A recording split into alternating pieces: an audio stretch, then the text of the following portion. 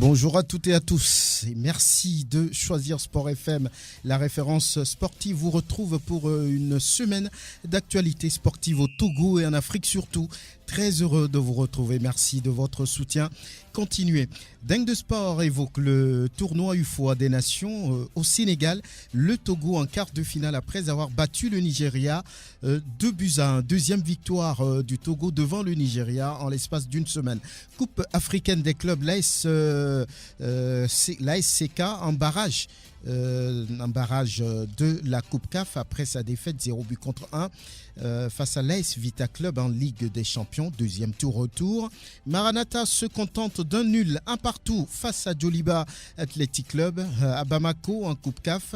Ce sera insuffisant pour la suite. Les messagers de Fiokpo donc éliminés. Vous aurez les autres résultats dans les deux tableaux des trois nationales de football après la JCA, la Jeunesse Club d'Agoé, qui officiellement est en D2 national sous réserve, bien sûr, d'une décision de la FTF. Les choses se précisent aussi dans le groupe C. On va en parler. Tambo FC et Koto Club sont au coude à coude pour la montée en D2 national. Et ce n'est pas tout. Il y a aussi des problèmes à ce niveau, des litiges non réglés, alors que la FTF vient de publier le calendrier de la dernière journée de la D3 nationale de football. Sauf changement de dernière minute, la D1 nationale va s'ouvrir ce week-end, la saison 2019-2020. On en parle. Dingue de Sport invite aujourd'hui Aristide Covidien d'Africa Info Sport, John Tissot d'Africa Top Sport, Félix Ouala de Foot Chronique, Grégoire Attignon de la rédaction de Sport FM. Dingue de Sport, mise en onde Théo Ajavon. On n'oublie pas que la vidéo de cette émission est l'affaire, comme toujours, de l'homme à Dovon. Merci de nous faire confiance, Franck Nounyama. Sport FM, la référence sportive, la radio qui mouille le maillot. On se retrouve pour une nouvelle semaine d'actualité sportive au plan national et africain. Félix Ouala, bonjour. Bonjour Franck, bonjour à tous. John Tissot, merci d'être là. Bonjour Franck, bonjour à tous les fidèles branchés. Grégoire Attignon, on se retrouve. Oui, bonjour Franck et bonjour à tous les fidèles branchés. Très bien, et l'on va commencer par le tournoi UFOA qui a lieu à Thiès au Sénégal et le Togo qui répète ça, le Togo qui remet ça face au Nigeria, 2-1 et qui, on va dire, signe sa place au niveau des quarts de finale. C'était attendu après cette écrasante victoire à Lomé 4-1 en éliminatoire du CHAN 2020. Oui, on peut dire que c'était attendu. Oui, il faut dire également qu'on attendait une réaction du Nigeria après donc ça, l'âge défaite ici à Lomé dimanche dernier. On attendait quand même une réaction de la part de ces Nigériens, mais hier ce sont encore les Togolais qui ont récidivé, si on peut le dire ainsi, en battant cette équipe nigériane 2-1. Je crois que quelque part on est en train de, on a retrouvé quand même le football togolais essaie donc de retrouver peut-être, si on peut le dire ainsi, son niveau. On sait que oui, le Nigeria sur le continent, c'est une référence, c'est un grand pays du football sur le continent et donc le Togo l'a battu la dernière fois 4-1.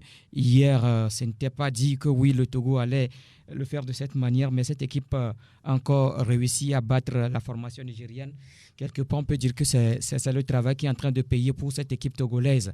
Il faut quand même reconnaître que ça fait depuis quelques semaines qu'Abalo et son équipe essaient de se préparer. Au fait, ce n'est pas pratiquement le même groupe, oui, parce qu'il y a également certains qui ne sont pas au Sénégal par rapport donc, à d'autres obligations ailleurs. Je voudrais parler de ces joueurs de la CK et de Maranatha qui se sont retrouvés avec leur club sur le continent également. Donc, ce n'est pas la même équipe en tant que telle, mais il y a également certains de ceux-là qui étaient là dimanche dernier, Djali Moïse, Nyama Kate, Agbozo Klousset et autres, ils étaient là. Donc, pratiquement, cette équipe s'est retrouvée en face. Donc, c'est une équipe nigériane. Moi, je me dis qu'il faut quand même se demander est-ce que c'est réellement une grande équipe du Nigeria qui joue ces derniers temps face au Togo. On me dira que oui, quand même si c'est des petits joueurs, le Nigeria reste une grande équipe sur le continent. Donc, le Togo a battu une grande équipe. Ça, le score score est là, 2-1, puisque c'est le Togo qui va continuer la suite donc, de la compétition. Le Nigeria est éliminé. C'est ce qu'on peut dire. Oui, on ne s'attendait pas à une autre victoire en tant que telle du Togo, puisqu'on sait que oui, le Togo, l'objectif du Togo, en ce moment, ce n'est pas ce tournoi de l'UFOA. On sait que c'est les éliminatoires du CHAN, le Togo qui veut quand même se retrouver à la phase finale donc, du championnat d'Afrique des Nations. Je crois que c'est quand même bien pour cette équipe, cette victoire, c'est quand même bien. Ça va encore peut-être au prochain classement FIFA. On va peut-être encore glaner quelques points et évoluer, ainsi de suite. Oui, John Atisso, fou. Oui, il faut dire oui, que... on peut dire qu'il y a une équipe qui naît, une sélection qui naît finalement. Oui, on peut le dire ainsi, parce que quand on voit les deux prestations de cette équipe des éperviers, on a vu que le dimanche, face quand même au Nigeria, au stade de Kégué, c'était quand même une certaine flamboyance qui a permis à l'équipe togolaise de pouvoir venir à bout de cette équipe des Super Eagles. Mais hier, on a vu également que le Togo peut toutefois être quand même résilient et quand même gagner. On n'a pas vu quand même une équipe flamboyante du Togo, mais on a vu une équipe équilibrée, une équipe qui a su défendre lorsqu'il fallait le faire, une équipe qui a su attaquer également par ses forces vives, à l'instar de Sewanou Kodjo, à l'instar également d'Adjari Moïse, qui a encore apporté cette percussion-là dans le jeu. Maintenant, il faut dire qu'au départ de ce match-là, la bataille psychologique était du côté du Togo, parce qu'après cette large victoire, le plus dur reste à faire, c'est ce qui a été fait, parce qu'il va falloir confirmer face quand même à l'ogre nigérien, peu importe quand même le niveau de cette équipe-là, c'est quand même le Nigeria. Maintenant, Abalo nous a encore une fois montré que sans être rayonnant dans le jeu, on peut toutefois éliminer un grand sur le continent. C'est ce qui a été fait. Maintenant, l'équipe va rencontrer quand même l'adversaire du match entre la Guinée et le Bénin. Maintenant, moi je pense véritablement qu'il va falloir rencontrer une autre équipe valeureuse à l'instar de la Guinée, parce que le Bénin, on l'a déjà affronté, on l'a d'ailleurs battu lors des éliminatoires du CHAN 2020. La Guinée, on connaît quand même cette équipe guinéenne. Là, il y a des joueurs techniques, des joueurs très rapides. Face quand même à une autre adversaire, on va voir quand même le comportement de nos joueurs. Maintenant, c'est une très belle victoire. Il faut la savourer et rapidement travailler pour le match suivant. Une très belle victoire, Félix Owala. Est-ce que c'est un bon signe pour la suite? On sait que le Togo et le Nigeria s'est collé serré. L'équipe va revenir très prochainement sur le deuxième retour du CHAN. C'est un bon signe par rapport à ce match-là? Oui, très bon signe en termes de qualité, en termes de qualité d'effectif. Ça montre que nous avons un vivier, parce que Grégoire l'a souligné tout à l'heure qu'il y avait des joueurs qui sont un effectif dupliqué, si je peux me le dire, parce qu'il y a des joueurs essentiels d'Abalo Dossé qui représentaient leur club sur une autre compétition. Mais Abalo Dossé et ses troupes ont récidivé en battant cette équipe nigériane, parce que lors de la première manche, tout se joue sur le mental, parce qu'actuellement, l'objectif, c'est de se qualifier pour une première fois pour le CHAN 2020 au Cameroun. Donc, tout se joue sur le mental. Mentalement, on prend de l'avance sur le Nigeria, parce que les battre 2 fois de suite avant de jouer ce match retour qui est vraiment capital pour notre sélection, ça montre combien de fois un travail énorme est en train de se faire au niveau de cette sélection et également au niveau du championnat, parce que les confrères ont exposé ces joueurs-là. Ça montre combien de fois, même s'il y a des éléments importants qui sont absents, il y a d'autres qui peuvent répondre présents. Maintenant, il va falloir tout simplement bien encadrer ces joueurs pour qu'ils aillent jusqu'au bout de leurs objectifs. Oui, John, oui. Je pense véritablement que c'est aussi une victoire à mettre à l'actif quand même d'Abalo Dossé, parce que depuis un certain temps, il crie sur le toit qu'il n'a pas les moyens pour véritablement regrouper ces joueurs-là. Mais on a vu que lorsqu'on lui a donné le peu de moyens, avec le peu de regroupement, il a sorti quelque chose. Donc cela veut dire qu'il a quelque chose dans son ventre, même si ces derniers temps... On a remarqué qu'il s'affirme. Hein? Oui, il s'affirme, même si on peut... C'est parce que le patron est loin. Je ne sais pas. Je ne peux pas le dire.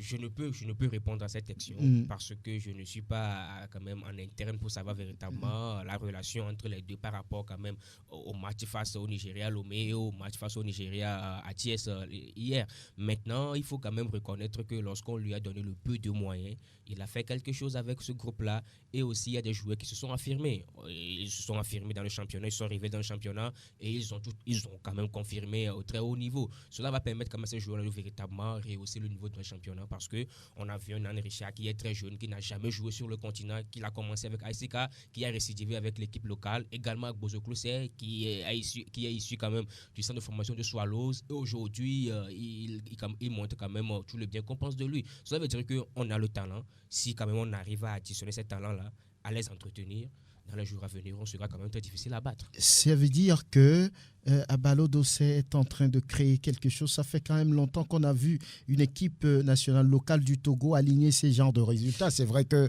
ce n'est que 2 matchs de gagnés. Il n'y a pas un exploit. Non, mais ce n'est pas 2 matchs de gagnés. Abalo Dossé a battu le Bénin. Oui, il y a le Bénin. Il y a le Bénin, il y a le Nigeria. Je veux relativiser un tout petit peu. Ce n'est pas encore un exploit retentissant. Oui. Mais est-ce qu'on peut dire là que Abalo Dossé peut-être a trouvé la clé, la solution pour faire avancer cette équipe? Je crois que ce qui permet aujourd'hui à Abalo Dossé de faire ce résultat, c'est tout d'abord les joueurs qui sont à sa disposition. Et je crois qu'il travaille avec un groupe. Quand on a cité aujourd'hui certains, oui, qui ont rejoint le groupe Seouanou, mais Seouanou a déjà travaillé avec Abalo. Il y a Tchadenou Farid qui a déjà travaillé également avec Abalo. Quand vous prenez un peu cet effectif-là, ce ne sont pas des joueurs nouveaux pour lui, pour Abalo Dossé. Ce sont des joueurs, oui, ce sont des joueurs avec qui il travaille depuis. Et je crois qu'aujourd'hui, il y a quand même quelque chose qui est fait. Et je crois que c'est le résultat qui ne fait que suivre, selon le travail d'Abalo Dossé. Quand vous prenez un peu cet effectif-là, il a parlé d'un groupe qui est en place, ça fait pratiquement 2 ou 3 ans, parce que c'est avec les Seouanou, les Farid qu'il avait déjà joué, le préliminaire de Chan face au Bénin où le Togo a été triché. C'est avec cette même équipe maintenant qu'il joue encore. Il joue encore les préliminaires de Chan. Il a gagné cette équipe du Bénin. Il a gagné le match aller face au Nigeria. Il a encore gagné cette équipe du Nigeria au tournoi de l'UFOA. Moi, je crois qu'il y a quand même une confiance qui naît dans le groupe. Qui naît dans ce groupe-là. Il y a un effectif. Et quand vous voyez un peu, il n'y a pas tellement de nouveaux joueurs. Les Nan Richard, oui, c'est après le dernier championnat qu'il a essayé de mettre également en place cette équipe-là. C'est donc une sélection qu'il a faite. Aujourd'hui, on est en train de remarquer quand même qu'il y a un travail et le résultat est en train de venir. Moi, je crois qu'il faut maintenant profiter véritablement de cela parce que c'est de cette manière-là que ça peut aller. Si on donne le temps, on donne les moyens à Abalo Dossé de regrouper de temps en temps cette équipe-là, je crois qu'on peut faire quelque chose. Je crois que c'est ce qu'il demande chaque fois quand il dit qu'on ne lui donne pas des moyens parce que oui, on ne lui donne pas des moyens de faire un regroupement aussi rapide que cela soit pour permettre quand même à cette équipe d'avoir un résultat. Je crois que comme maintenant ces regroupements se suivent, il y a le résultat également. Et qui vont suivre, oui. Franck, rapidement, et pour ajouter concernant Abalo et Claude, aujourd'hui Abalo a beaucoup à gagner au niveau de la sélection locale. De la sélection locale parce qu'il va falloir qu'il fasse ses preuves et il est en train d'emboîter le pas quand même si c'est pas le top niveau. Parce qu'en ce moment, le sélectionneur national est beaucoup décrié. Donc, il va à lui de s'infiltrer rapidement et de gagner le cœur de la population pour qu'on puisse lui donner la confiance. En parlant des moyens, oui, il fait avec le peu qu'il a. Mais est-ce qu'avec ce peu, il peut aller loin ou très loin comme on le passe? Non. Il va falloir mettre le paquet à double. Parce que faire avec peu, c'est bien, mais ça n'amène pas tellement loin. Ok, voilà. Félicitations quand même à ce groupe qui va continuer quand même là-bas au Sénégal dans ce tournoi de l'UFOA. Dans un coin de la tête du sélectionneur Jean-Paul Dossé Abalo, c'est la qualification au CHAN qui vraiment est importante, voilà, pour lui. Il ne le dit pas, mais c'est ce qu'il a dans un coin de la tête, c'est sûr. Coupe africaine avec les représentants togolais en Ligue des Champions. SCK, oui, échoue de peu, on peut le dire, face à l'AS Vita Club. Le score là-bas à Kinshasa, c'est 1-0 pour les Dauphins noirs, but marqué en fin de première mi-temps sur penalty. 1-0 donc qui permet à cette équipe congolaise de pouvoir intégrer la phase de poule. Déception naturellement du côté de Kassim Gouiazou qui pointe du doigt l'arbitrage. Nous voulons faire le vrai football, mais il y a les arbitres qui ne sont pas à la hauteur. Ils sifflent un penalty, je ne sais pas d'où vient le penalty. En voulant les aider ou bien par méchanceté, il nous a sifflé ce penalty imaginaire. Donc ça a dû nous frustrer les joueurs et vous avez vu la suite. Avec ce but refusé de Agoro Ismaël, c'est une déception totale. Vraiment, les joueurs ils ont fait leur boulot. On fait la combinaison, l'attaquant marque un joli but où l'arbitre siffle un hors-jeu imaginaire là-bas aussi sans que le juge de touche qui est le mieux placé soulève son drapelé. La Ligue des Champions, c'est fini. Vous êtes déversé en Coupe CAF. Le tirage, c'est mercredi. Là, vous avez encore une place pour une compétition africaine. Vraiment, j'espère que les joueurs, dans la semaine, vont reprendre tous leurs esprits. Et quand on sera déversé dans la Coupe CAF, ils vont essayer de montrer tous leurs talents pour aller jusqu'en finale.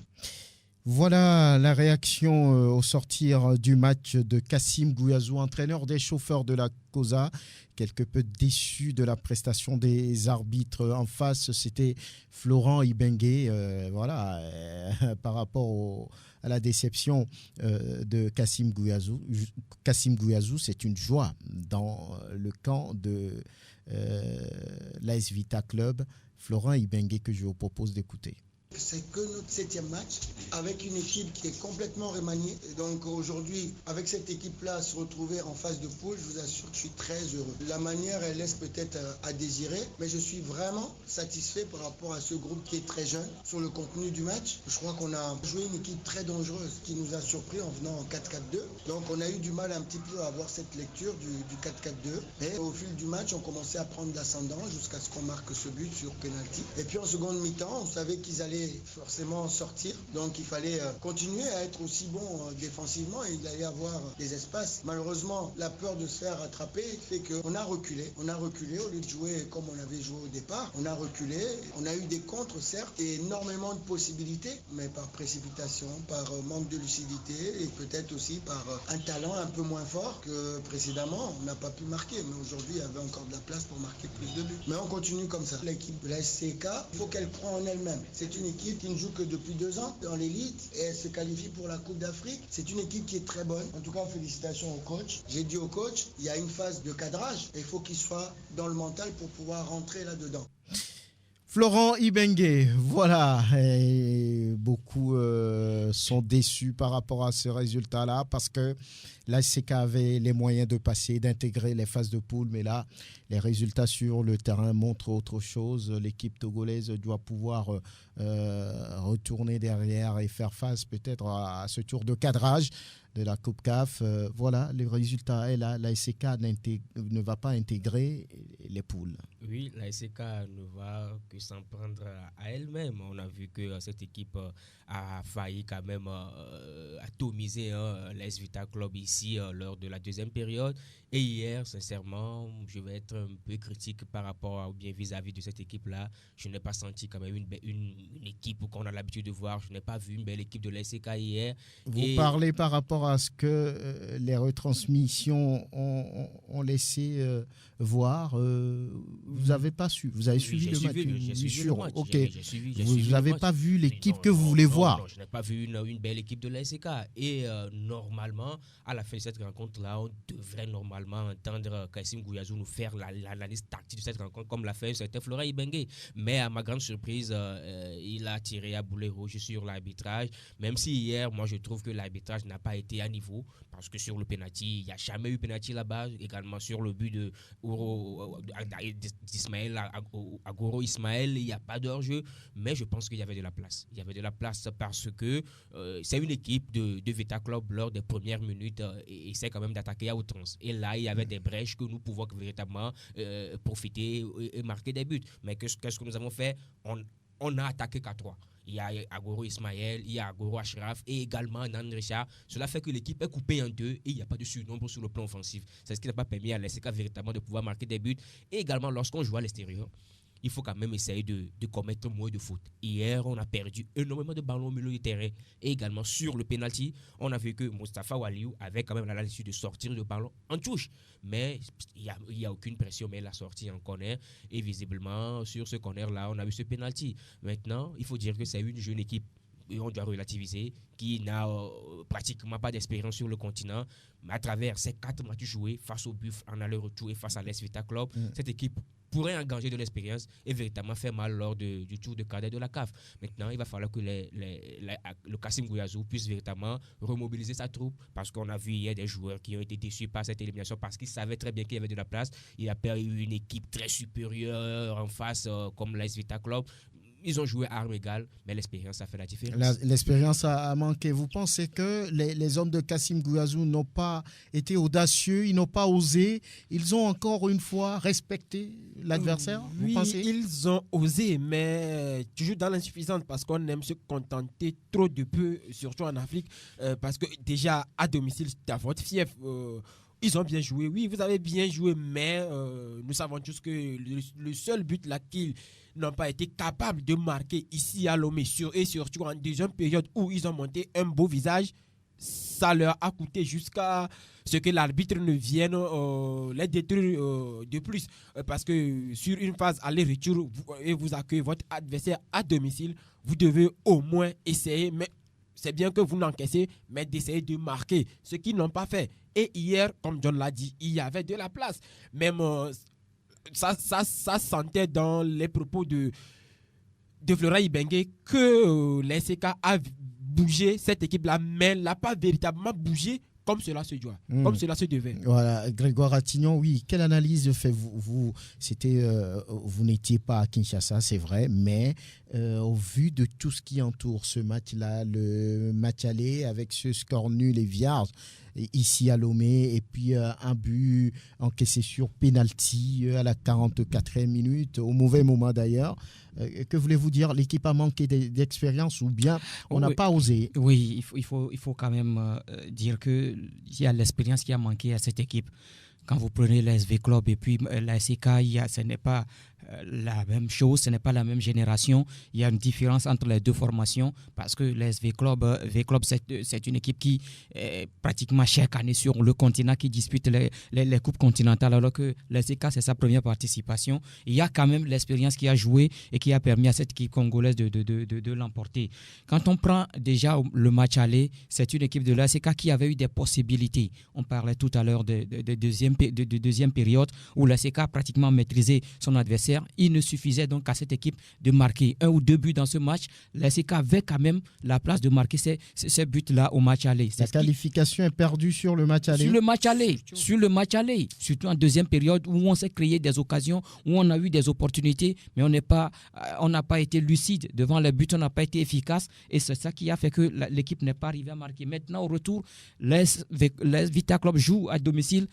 Elle va chercher à mettre la pression en début de match, elle va chercher à bloquer cette équipe et c'est ce qui a été fait, même si en début de partie c'est l'ASK qui s'est créé, qui a eu cette première occasion. Moi j'ai vu l'image, la vidéo de ce but-là, je ne sais pas où est-ce que l'arbitre a sorti le hors-jeu, je ne sais pas sur cette action parce que la passe, quand vous voyez le départ de la balle, le départ de celui-là qui a marqué, je crois qu'il a suivi la passe et il est allé récupérer cette balle. Il y avait au même moment un défenseur qui sortait alors que la balle était arrivée.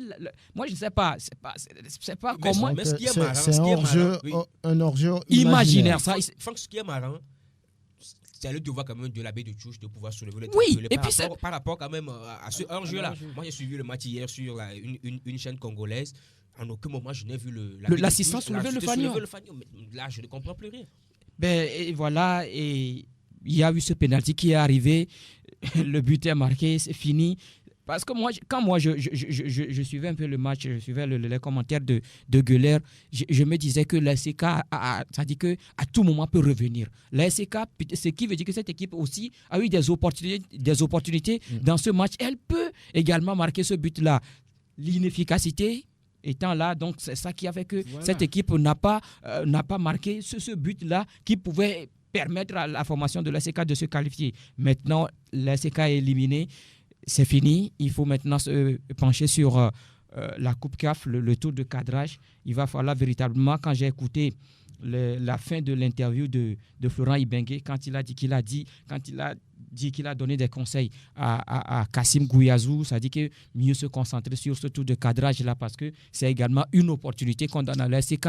Oui, il y a eu 4 matchs au tour préliminaire de la Ligue des Champions. Voilà encore des opportunités qu'on donne à cette formation. De grandir. Et je crois que si l'ASK arrive à mieux se comporter maintenant, ce qu'il faut faire, c'est de marquer des buts. Quand vous prenez les 4 matchs, l'ASK n'a marqué que 2 buts. Sur les 4 matchs. C'est peu. C'est peu. C'est très peu. Quand vous voulez être africain, quand vous voulez jouer sur le continent, c'est très peu pour une grande équipe nationale.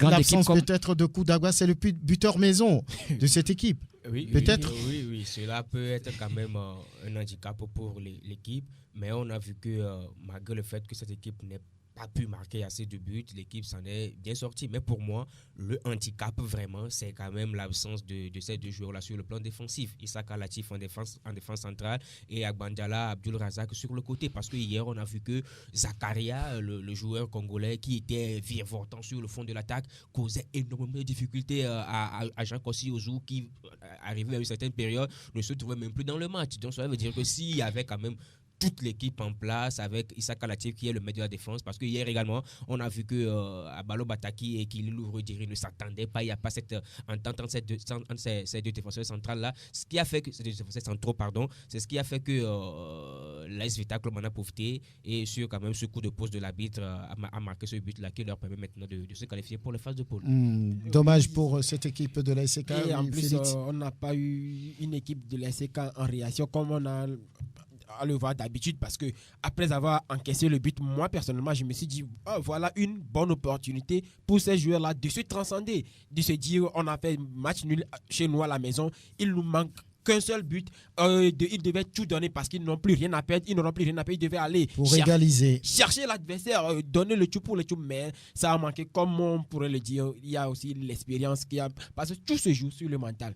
Oui, le mental a manqué parce que comme il le dit, à un partout l'ASK est qualifié. Oui, mais un but qu'on a encaissé en fin de première partie, il semble que ça fait très mal aux joueurs quand ils encaissent à ce moment précis de la rencontre. Mais je pense que quand on voit le déroulé de cette double confrontation, le but encaissé même dans les derniers instants ne pourra pas déstabiliser les joueurs togolais parce qu'ils savent qu'on est encore dans le match, on a encore 45 minutes et avec un seul but, on est qualifié pour la phase de poule de la Ligue des Champions.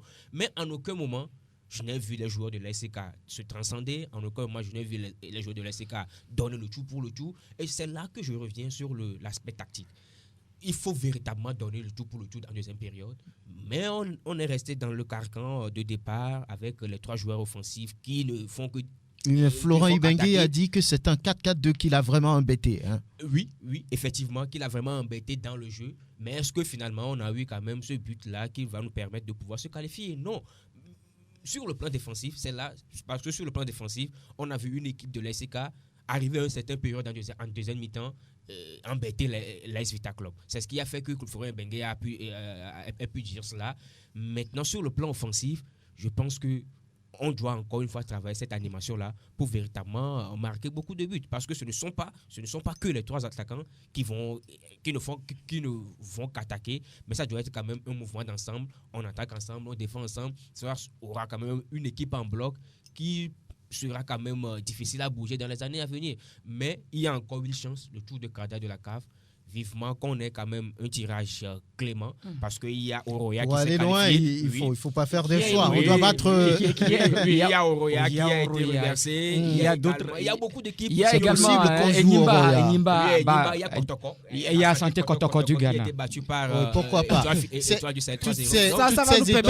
clubs sont prenables entre griffes, on peut le dire. Kotoko d'antan d'il y a 10 ans. Oroya, oui, ça fait très mal de se faire éliminer à la maison et puis voilà, et puis Enimba, pourquoi pas, oui, puisque le Nigeria marche pour le Togo ces derniers temps, peut-être Enimba pour l'ASK, pourquoi pas. On a parlé de cette équipe de l'ASK qui a fait rêver tout le public togolais, mais là ce n'est pas totalement fini, il y a le tour de cadrage, on va pas cracher là-dessus. la SCK doit pouvoir attendre sérieusement son adversaire. On savait que ça va être très compliqué pour Maranatha, là-bas en terre malienne, face à Djoliba Athletic Club, qui a gagné ici à Lomé 2-1. Il fallait marquer 2 buts là-bas, sans en prendre pour pouvoir passer. Mais là, Maranatha s'est contenté d'un nul. Un partout. Maranatha a d'abord marqué avant de se faire rattraper dans le temps additionnel. Voilà la situation. Maranatha éliminé de la Coupe CAF. Oui, Maranatha éliminé. Moi, je peux dire que tout a été joué à Lomé. Tout a été joué à Lomé. Je crois qu'il fallait... Là aussi, on a laissé passer l'occasion. Oui, c'est là-bas même on a laissé passer l'occasion parce que c'est un match aller. Il fallait profiter donc de ce match aller comme on l'avait fait face à ce club libérien. Mais ce qui avait eu beaucoup d'erreurs d'inattention du côté de la défense de Fiokpo. L'égalisation, c'était une erreur d'inattention. Le deuxième but également, c'était une erreur d'inattention. Et c'est ça qui, aujourd'hui, permet à la formation de Maranatha de rentrer, de se faire éliminer de cette compétition. Parce que quand moi, je vois ce score d'un but partout à Bamako, ce qui veut dire que cette équipe avait aussi de la place. Imaginez que Maranatha gagnait 1-0 à Lomé et faisait ce match nul, 1 but partout hier. Je crois que c'est cette équipe-là qui devait passer. Maintenant, on marquait à 5 minutes de la fin. Et puis, dans le temps additionnel, se fait encore rattraper. Moi, je crois qu'il y a un problème. Il y a un problème de gestion de match au niveau donc, de la formation de Maranatha de Fiokpo. Bon, dommage, on est éliminé, c'est fini. Donc, pour cette formation de Fiokpo, là, on va se concentrer sur le championnat. Mais moi, je peux également apprécier à ma manière cette participation de Maranatha de Fiokpo, cette Coupe continentale. Allez-y, faites vos appréciations. Elle démontre encore qu'elle reste l'un de ces grands clubs du Togo. Tout simplement sur le plan international, on a vu déjà Maranatha pour sa première participation à une Coupe continentale. On a vu à l'étape à laquelle cette équipe a été éliminée. C'était également aux portes de la phase de poule de la Ligue des Champions où cette équipe a été battue par l'étoile du Sahel de Tunisie. Oui. Et en Coupe CAF, cette équipe a été battue par Dolphins du Nigeria. Ensuite, Maranatha se fait également battre par un autre club lors de sa deuxième participation, toujours en Coupe continentale. Je crois que c'est sa troisième participation. Il va falloir maintenant apprendre beaucoup plus de ces participations-là pour mieux préparer le championnat. Je crois que Maranatha sera cette équipe-là, l'une des équipes au titre cette saison, à moins qu'on ait encore cette ambition-là, cette envie de revenir sur le continent l'année prochaine. Je crois que Maranatha peut encore jouer ce rôle. Ce n'est pas une équipe qui a été ridicule. En tout cas, il faut quand même le reconnaître. Ce n'est pas une équipe qui a été ridicule durant ce parcours sur l'échiquier continental. John, vous, qu'est-ce qui explique cette élimination? Parce qu'on a vu un club qui était déterminé avec des joueurs prêts à aller au combat, mais il a manqué un petit quelque chose. Ce petit quelque chose-là, c'est quoi selon vous? Franck, ce petit quelque chose, pour moi, c'est l'approche de cette confrontation. Et c'est là qu'on doit véritablement parler du staff technique, même si aujourd'hui on a Jimmy Koblar qui a fait ses classes au Ghana. Sur le plan tactique, personnellement, je n'ai rien à reprocher parce qu'au match aller, on a vu une belle équipe de Maranatha qui a joué du football, qui a produit du jeu. Mais en double confrontation, surtout en Coupe continentale ou dans une telle compétition, on n'est pas obligé de gagner à domicile, mais on est obligé d'avoir un résultat pour pouvoir garder nos chances pour le match du retour. Mais je pense que lorsque le match était d'un but partout ici à Lomé, Jimmy Koblar allait toutefois fermer le jeu et avoir ce match nul d'un but partout là et aller surprendre pourquoi pas Djoliba à l'extérieur, mais ce qui n'a pas été fait. Malheureusement, on a ce deuxième but là qui nous a coupé l'herbe sous les pieds et qui a handicapé l'équipe des Messagers de Fiokpo au stade Modibo Keita de Bamako. Mais je n'ai pas suivi le match du retour. Mais à voir le résultat, cela veut dire que Maranatha a été un adversaire sérieux, une équipe sérieuse à Bamako, a causé également de difficultés à cette équipe-là. Si il arrivait à marquer ce but-là à la 85e minute avant de se faire rattraper dans les derniers instants, cela veut dire que l'équipe a encore montré un très beau visage, mais tout a été perdu au match aller au stade de Kégué. Félix, oui. Elle ne peut en vouloir qu'à elle-même, cette équipe de Maranatha, parce que déjà, vous n'êtes pas régulier sur le continent et vous n'avez pas l'expérience de ces grandes équipes que sont Djoliba et Vita Club, par exemple. Alors, une fois que vous perdiez à domicile, vous êtes déjà mal barré. Donc, mais imaginons un autre scénario si le score à domicile était de 1 but partout. Imaginons la fin du match qu'on aurait hier, lorsque cette équipe menait déjà un but à 0, 0. oui. Donc, cette équipe, elle ne peut qu'en vouloir à elle-même d'avoir encaissé le second but ici. Ici, Maranatha n'a pas saisi sa chance dès le match aller. Dites-vous, Prosper Agboklou, bonjour. Oui, Franck, bonjour. Oui, Maranatha, Oui, c'est fini. C'est un goût de déception. Déception. Vous êtes déçu par rapport à quoi? À l'élimination, parce que si on comptait sur un match nul, un but partout à l'aller, comme je le disais à quelqu'un hier, vous savez, les joutes continentales ont quand même un secret. Peut-être que Djoliba étant plus fréquent que nous, on pouvait peut-être penser que eux, ils ont calqué sur l'expérience. Maranatha aurait peut-être cherché, comme John l'a dit tout à l'heure, un match nul à domicile. Ça aurait été peut-être pour nous un avantage aujourd'hui. Mais vous savez, lorsque vous recevez à domicile, on a souvent l'intention de gagner. J'imaginais si Maranatha menait un but à 0 avec garder le score et que Djoliba ne revenait pas au score, j'imagine que Jimmy Koblan n'allait pas chercher le second ou le troisième but. Ce serait peut-être pour lui la sécurité de pouvoir conserver ce but. Le fait d'encaisser le but égalisateur a obligé Maranatha à aller chercher un autre but et ce faisant, l'adversaire a marqué. Mais hier, sur les commentaires, vraiment, on a vu une équipe absolue qui a bien joué, mais vous savez... Il a manqué quoi? Il a manqué je dirais, de la confiance à l'aller. C'est à l'aller. Maintenant, si cette équipe avait gardé cette confiance, de pouvoir conserver le jeu, peut-être on parlera d'une tricherie comme on l'a fait avec ACK hier, sur le score nul 0-0. Donc, je crois que ça a manqué de ce côté-là, comme John l'a dit. Maintenant, on a appris beaucoup. Je crois que Maranatha est sorti grandi quand même de cette élimination. Bien. Et que, comme Grégoire l'a dit, elle va surfer sur cette vague-là pour se remettre encore dans le bain donc, du titre l'année prochaine. Pour le championnat, voilà. Et on va revoir les autres résultats en Coupe CAF. Les autres résultats en Coupe CAF, c'est Grégoire qui nous les présente.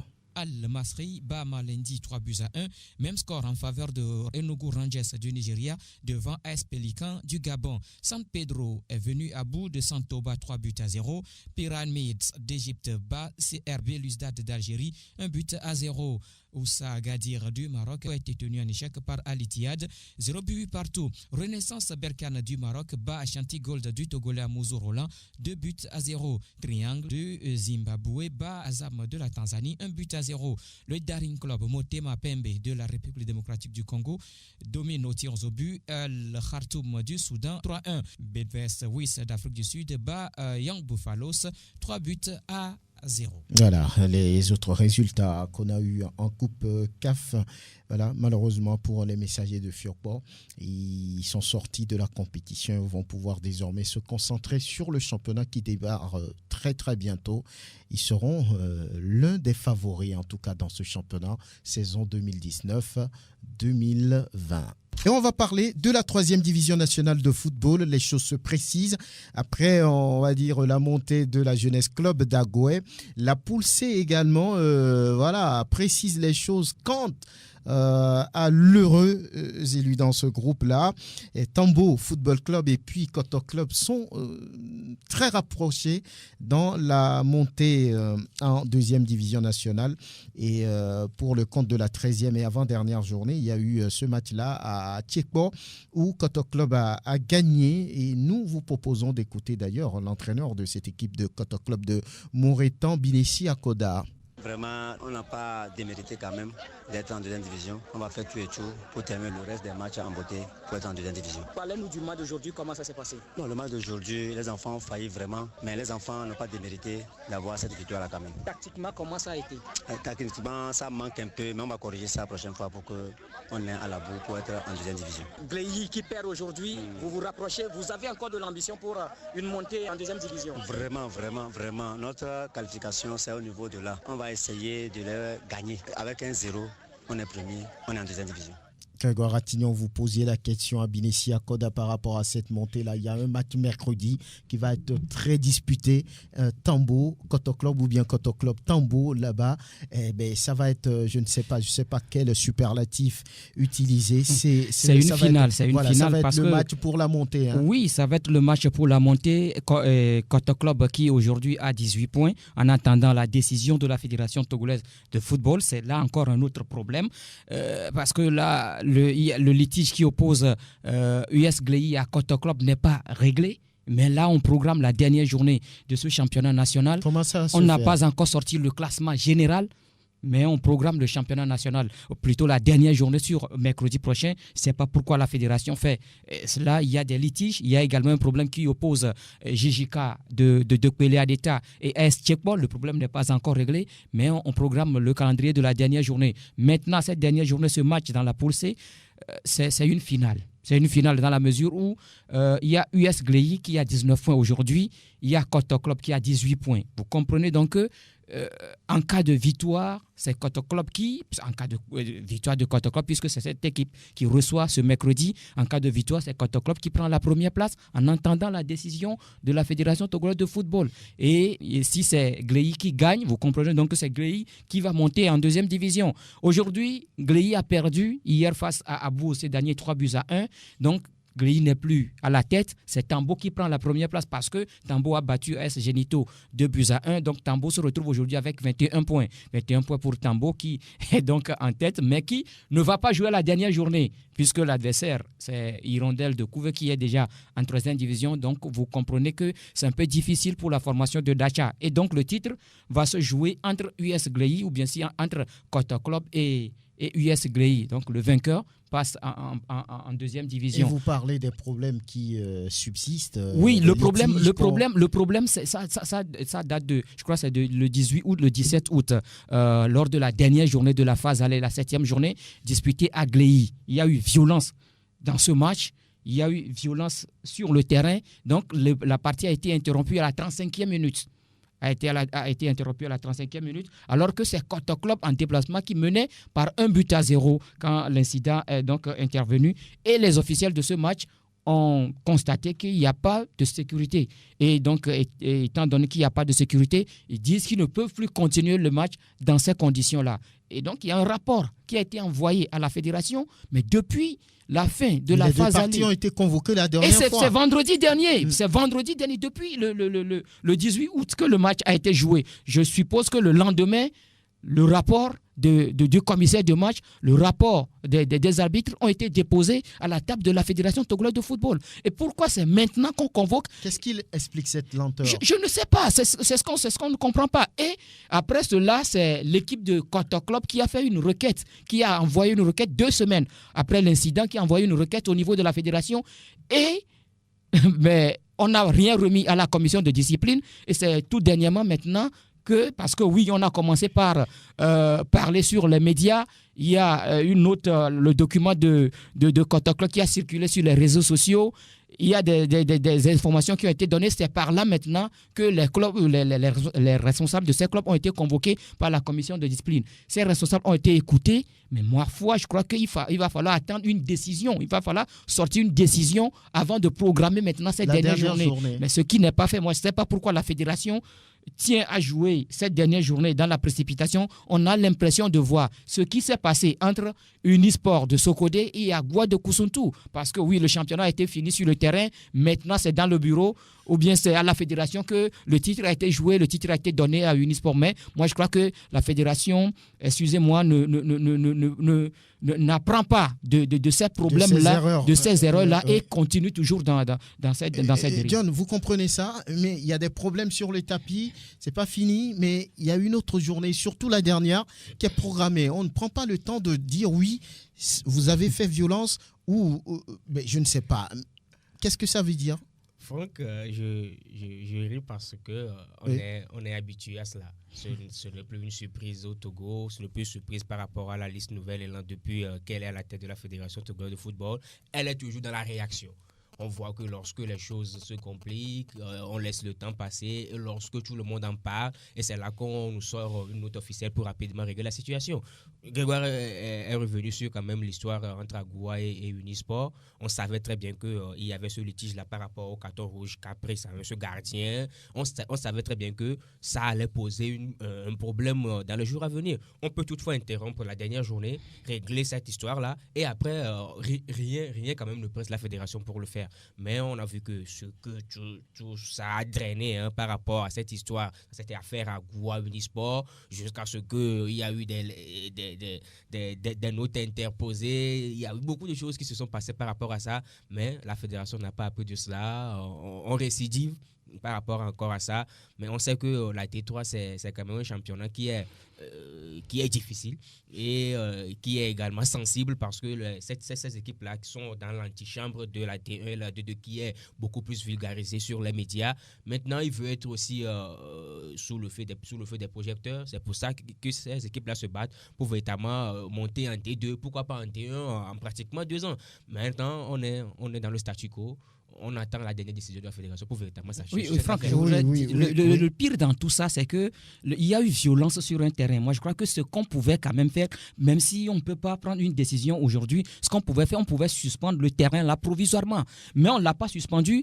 US Gleyi a disputé encore tous ces matchs de la phase retour. C'est US Gleyi. US Gleyi. Il a disputé tous ces matchs de la phase retour sur ce terrain-là. Le terrain n'est pas suspendu. Je ne refuse pas, c'est US Gleyi, mais au fait, qu'est-ce qui s'est passé à Dapaon? On a suspendu le terrain de Dapaon. Qu'est-ce qui s'est passé à Kabou? On a suspendu le terrain de Kabou. On a sanctionné l'équipe de Bikinti. Mais il va falloir également appliquer la même chose. Il y a eu violence. Je vous dis qu'il y a eu violence. On a tapé les gens devant moi. Il y a eu du sang devant moi. Vous étiez en direct on a pourchassé des gens. Mais ce terrain n'a pas été suspendu. Ce terrain nullement n'a été inquiété. Et Gleyi a disputé tous ces matchs sur ce terrain. Là, c'est pas possible. Grégoire a relevé, très rapidement. Grégoire a relevé un point très important par rapport aux violences. Moi, je me réfère quand même au congrès ordinaire qui a été fait en février dernier. Là, on nous a sorti des résolutions pour véritablement éradiquer ce fléau dans nos stades. Et maintenant, on est devant le fait accompli. Il y a eu des choses qui nous ont été lues, qui ont été lues le jour-là, lors du congrès de la fédération. On fait quoi de ces résolutions-là? Depuis là, on n'applique rien. Donc, c'est beau, c'est beau de rassembler les gens dans une chambre et lire des choses sur un papier, mais il faut quand même l'appliquer sur le terrain pour véritablement qu'on sente que ce qu'on a lu a véritablement une valeur. Sinon, le colonel Guy Kossiak-Povie est très fier de ce qu'ils ont fait. 4 championnats de suite, c'est une fierté. Il l'a dit. Oui, Prosper Agbouklou, oui, vous comprenez cette situation? Non, je ne sais pas pourquoi on va encore cogiter longtemps dessus. Le cas Agoua est là, la vie continue. Grégoire l'a dit tout à l'heure, Agoua jouera dans quel championnat? D2, D1, je ne sais pas. Non, mais c'est Unisport qui est en première division. Là-bas, il n'y a pas de problème. Le problème, est-ce que vous pensez que cette accalmie à laquelle nous assistons est véritablement une accalmie? Vous pensez que Agoua va surgir? Non, moi, je ne sais pas. Agoua va disputer la première division. C'est-à-dire que ce que je dis, vous l'avez dit. C'est-à-dire que le problème était là. On n'a pas trouvé de solution. On l'a cherché finalement au bureau et après on l'a plaqué.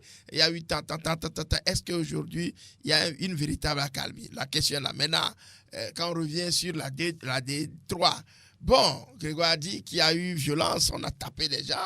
Bon, tu as lu le rapport? Est-ce que le rapport a été fidèlement donné? Si ce ne sont pas des rapports tronqués, si ce ne sont pas des rapports corrigés après on sortira des rapports qui vont vous faire croire qu'il n'y a rien. Vous voyez à peu près? Donc c'est ça la complicité au niveau de certaines commissions avec la fédération, ce qui ne fait pas bon. Si on veut corriger les choses, il faut qu'on comprenne que le mendefrérisme ou bien celui-là qui est notre ami ne doit pas... Est-ce que nous avons ce mot en français? Ah oui. Vous sortez ça d'où? Oui, c'est du néologisme qui fait partie de notre langage. Donc je crois qu'on doit tout corriger. Donc ici, parfois quand vous criez, vous le dites, certains au niveau de la fédération pensent que vous êtes contre la fédération, alors que ce n'est pas vrai. Moi je suis d'accord qu'on me prenne pour un bouc émissaire. Parce que tout ce qui ne va pas, je le dirai pour qu'on les corrige. C'est ça le problème. Il faut que quand il y a violence, qu'on ne regarde pas la tête du client. Qu'on ne retrouve pas la tête du client, savoir que c'est X et Y, il faut le protéger. Même si on pense à la politique, je crois que souvent, on pense à des trucs politiques qu'on ne veut même pas toucher. On pense que X. Moi, je sais que les autorités, les plus hautes autorités de l'État ici aussi, veulent qu'il y ait de la calmie. Pourquoi est-ce qu'on ne renvoie pas Claude Leroy depuis là? Posez-vous la question. Parce qu'on n'a pas... Je n'ai pas posé de question. Oui, je sais. Je dis donc, là je dis, même les plus autorités savent que la violence n'est pas bonne. Ils ont dit de prôner la loi. Il faut qu'on aille les règlements qu'on s'est donnés librement.